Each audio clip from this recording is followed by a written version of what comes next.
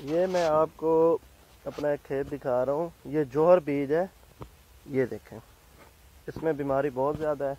उसके साथ ही ये बिल्कुल साथ है, ये दूसरा प्लाट है, ये फैसलाबाद बीज है, इसमें भी बीमारी बहुत ज़्यादा है। और इसके बिल्कुल साथ ये तीसरा प्लाट है, ये वाला, ये बीज है 2511। अब इसमें देखें, इसमें कोई बीमारी नहीं है, बिल्कुल जीफर बीमारी है।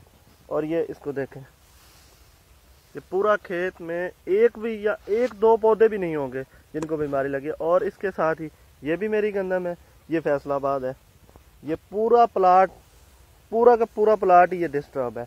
और इसके साथ ये वाला प्लाट है जौहर का 3 एकड़ का, ये भी मुकम्मल तौर पे इसको लगी हुई है।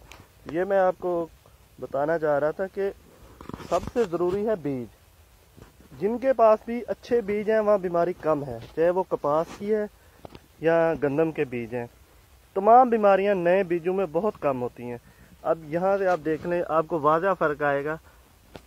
ये देखें, एक साइड पे फैसलाबाद है और दूसरे साइड पे 2511 है। इस तरह मेरे पास 3 जो नए बीज हैं, 2511, 2559 और 2557, तीनों में बीमारी ना होने के बराबर है।